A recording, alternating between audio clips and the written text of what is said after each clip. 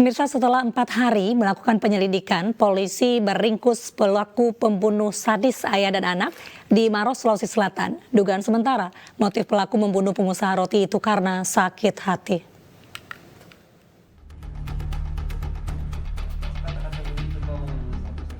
Setelah buron, pelaku pembunuhan terhadap ayah dan anak di Kabupaten Maros, Sulawesi Selatan berhasil ditangkap oleh tim gabungan Reskrim Polres Maros dengan Resmo Polda Sulawesi Selatan. Pelaku terpaksa dibawa ke Rumah Sakit Bayangkara Makassar usai terkena tembakan polisi di kakinya, lantaran melawan saat dilakukan proses penyidikan oleh polisi. Pelaku dibekuk polisi di sekitar wilayah Kabupaten Maros, usai polisi melakukan penyelidikan selama 4 hari. Pembunuhan diawali ketika pelaku emosi saat mengetuk serta menggedor pintu rumah korban. Di dalam rumah itu pelaku menghabisi nyawa korban mulai dari Abdillah, 27 tahun, lalu Makmur, 53 tahun dengan cara ditikam dengan gunting. Abdillah tewas dengan luka tikam di leher, sedangkan Makmur tewas ditikam di bagian mata. Itu enggak dibuka. Saya tendangnya baru buka dia. Kok apa itu bapak sama anak? Ya, anaknya dulu. Anaknya dulu? Iya. Kok apa dia? Dia turun buka pintu. Baru kau tikam? Disadoran dia lari naik. Kau tikam?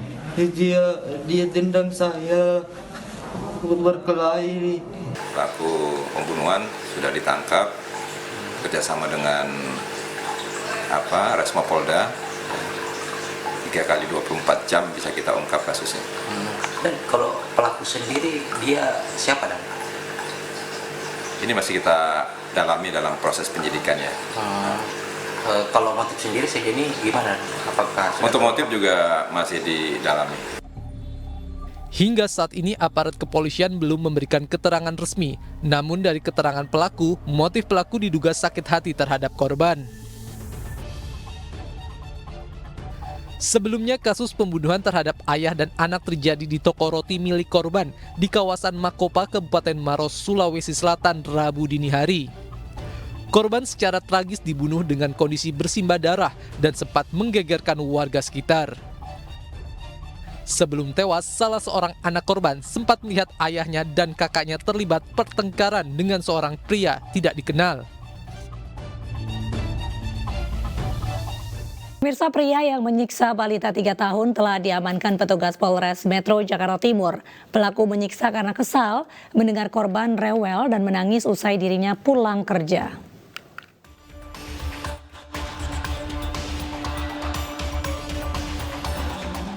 R, seorang pria berusia 29 tahun, hanya bisa tertunduk lesu saat digelandang ke Mapolres Metro Jakarta Timur. Pelaku ditangkap karena menganiaya keponakan pacarnya yang masih berusia 3 tahun di rumah kontrakan di kawasan Kramat Jati, Jakarta Timur. Pelaku mengaku menyiksa korban karena kesal lantaran korban kerap rewel dan menangis, terutama saat dirinya pulang bekerja. Menurut pihak kepolisian, aksi pelaku telah dilakukan secara berulang kali di rumah kontrakan pelaku sejak bulan November lalu. Aksi penyiksaan tersebut kemudian direkam oleh tante korban yang geram dengan aksi pelaku, namun takut untuk melarang pelaku.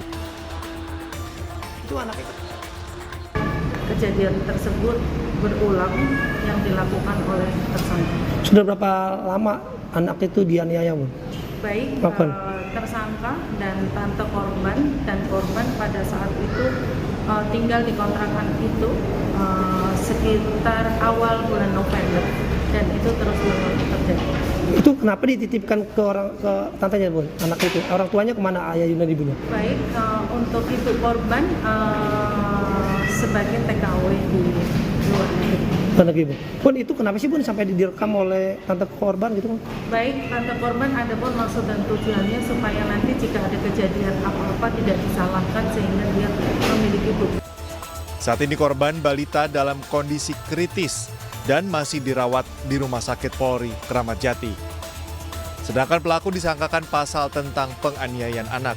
dan terancam hukuman 15 tahun penjara.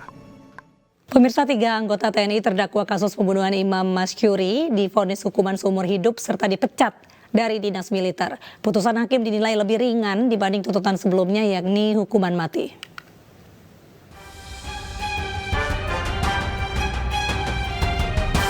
Ketiga terdakwa, Praka RM, Praka HS, dan Praka J menghadapi sidang putusan atas kasus penculikan dan penganiayaan yang menyebabkan tewasnya pemuda asal Aceh, Imam Mashkur.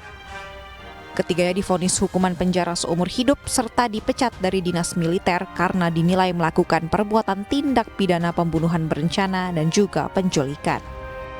Terbukti secara sah dan meyakinkan bersalah melakukan tindak pidana ke-1, pembunuhan berencana dilakukan secara bersama-sama sebagaimana dakwaan ke-1 primer, dan kedua, penculikan dilakukan secara bersama-sama. 2, memidana para terdakwa oleh karena itu dengan A. Terdakwa 1, pidana pokok penjara selama seumur hidup, pidana tambahan dipecat dari dinas militer. B. Terdakwa 2, pidana pokok penjara selama seumur hidup, pidana tambahan dipecat dari dinas militer.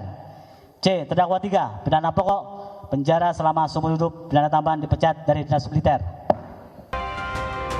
Vonis ini dianggap lebih rendah dari tuntutan sebelumnya, yakni tuntutan hukuman mati. Keluarga dan kuasa hukum korban berencana akan mengajukan banding atas putusan tersebut. Hakim pun telah memberikan waktu kepada penasehat hukum terdakwa dan juga auditor militer untuk mempertimbangkan vonis hukuman yang dijatuhkan. Pembunuhan saudara Imam Mashkur dari Aceh. Kita sudah konfirmasi dengan Kaudmil Militer dan memohon putusan yang dijatuhkan pada hari ini yaitu seumur hidup untuk dilakukan banding ke hukuman mati. Terima kasih kepada auditor militer. Semoga jawaban pikir-pikir dulu adalah persiapan banding yang akan dilakukan dalam waktu cepat untuk guna dengan hukuman maksimal pasal 340 seperti apa yang pernah menjadi atensi Panglima TNI. Sebelumnya, korban Imam Mashkur meninggal dunia setelah dianiaya saat dibawa menggunakan sebuah mobil oleh ketiga terdakwa. Dalam perjalanan, ketiganya sempat menghubungi keluarga korban meminta uang tebusan senilai 50 juta rupiah. Setelah meninggal, jasad korban Imam Mashkur dibuang oleh para terdakwa di sebuah sungai di daerah Purwakarta. Dari Jakarta, Ismalia Rizky Solehudin, iNews melaporkan. Pejabat Ditjen Pajak Rafael Alun Trisambodo menghadapi sidang tuntutan di Pengadilan Tindak Pidana Korupsi Jakarta. Jaksa KPK menilai Rafael terbukti menerima gratifikasi dan melakukan tindak pidana pencucian uang. Sebagaimana surat permohonan pemindahan H nomor 109. Rafael menghadiri sidang pembacaan tuntutan di Pengadilan Tindak Pidana Korupsi Jakarta. Sidang dimulai sejak pagi tadi. Tuntutan dibacakan Jaksa KPK setelah menyelesaikan pemeriksaan pokok perkara. Sejumlah saksi ahli dan terdakwa Rafael Alun juga diperiksa di persidangan. Sebelumnya dalam sidang dakwaan, Jaksa KPK menilai Rafael menerima gratifikasi 16,6 miliar rupiah. Gratifikasi diterima Rafael bersama istrinya Erni Meike Torondek. Jaksa juga mendakwa Rafael melakukan tindak pidana pencucian uang bersama istrinya selama 20 tahun hingga ratusan miliar rupiah. KADM Karomawi 3 2003 sebagai berikut. Kita beralih ke informasi di mana Direktorat Reserse Kriminal Umum Polda Lampung akhirnya menetapkan Komika Aulia Rahman sebagai tersangka kasus penistaan agama. Aulia Rahman ditetapkan sebagai tersangka pasca dilakukan pemeriksaan terhadap 7 saksi.